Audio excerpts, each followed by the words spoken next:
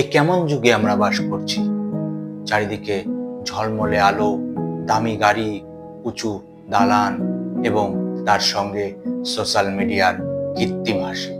কিন্তু প্রশ্নটা হলো, এই ঝলকানি আলোর আড়ালে আমরা কি আদৌ মানুষ থাকছি, না ভোগের দাসের দাসত্ব করছি?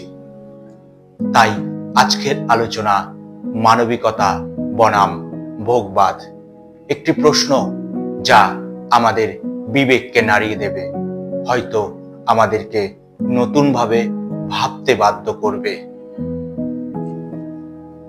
আসলে আমরা আধুনিক হচ্ছি, নাকি আস্তে আস্তে অমানবিক হয়ে যাচ্ছি?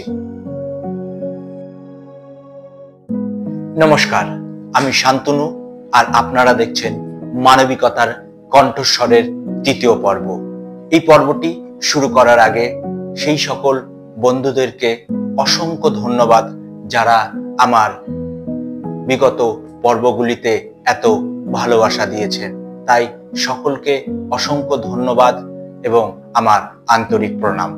তো আজকের মূল বিষয়ে ফিরে আসি, মানবিকতা বনাম ভোগবাদ।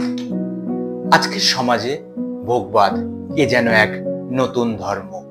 বড় গাড়ি, দামি ফোন, দামি রেস্টুরেন্টে ছবি তুলে পোস্ট করা, এগুলির মধ্যেই যেন আমরা এখন নিজেদের পরিচয় খুঁজে পাই। কিন্তু ভেবে দেখেছেন কি, আজকের সমাজের মানুষ প্রোডাক্টের বিজ্ঞাপন বেশি মনে রাখে, কিন্তু পাশের বাড়ির দরিদ্র মানুষের মুখটা মনে রাখে না। ভোগবাদ আমাদের শিখিয়েছে প্রতিযোগিতা। কে বেশি ভোগ করতে পারে, কে বেশি দামি পোশাক পরতে পারে। কিন্তু এই ভোগবাদ আমাদেরকে ভুলিয়ে দিয়েছে ভালোবাসা, সহানুভূতি আর মানবিকতার পাঠ। আজকের সমাজে দানশীলতা লাইক আর কমেন্টের জন্য করা হয়।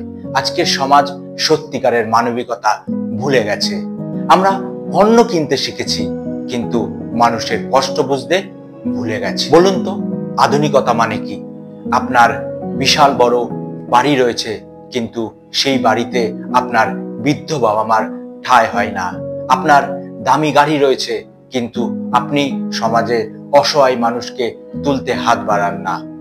আপনার হাজার হাজার ফলোয়ার রয়েছে, কিন্তু আপনি আপনার ঘনিষ্ঠ বন্ধুর দুঃখ শোনার মতো সময় আপনার নেই।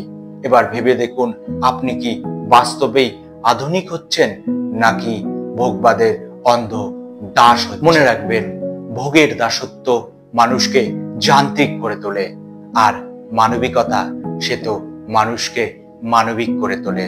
তাই ভোগের দাসত্ব করবেন না, মানবিকতায় বাঁচুন।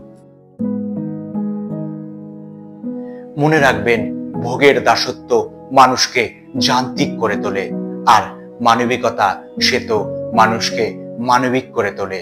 তাই ভোগের জন্য বাঁচবেন না, মানবিকতার জন্য বাঁচুন। তাহলেই জীবন হবে সুন্দর এবং সমাজ হবে আলোকিত। এটাই মানবিকতার কণ্ঠস্বর। আজকের পর্বের এখানেই সমাপ্তির ঘোষণা করছি। মনে রাখবেন, যদি আপনার মনে হয় এই ভিডিওটি সামান্যতম সমাজের কিছু অবদান রাখতে পারে, তাহলে এই ভিডিওটি অধিক মাত্রায় লাইক করবেন, শেয়ার করবেন এবং কমেন্ট করবেন। আবারও বলছি, এই লাইক, শেয়ার বা কমেন্ট এটি শুধুমাত্র আমার জন্য নয়। এই চ্যানেলটি শুরু করার আমার একটি উদ্দেশ্য, সেটি আমার মতো একজন ক্ষুদ্র ব্যক্তির একটি ক্ষুদ্র প্রয়াস সমাজের যে প্রতিনিয়ত অবক্ষয়ের একটা ধারা চলছে, সেই ধারার বিপরীতে গিয়ে মানবিকতার যে শক্তিশালী কণ্ঠস্বর রয়েছে, সেই কণ্ঠস্বরের মাধ্যমে সমাজকে সামান্যতম আলোকিত করার।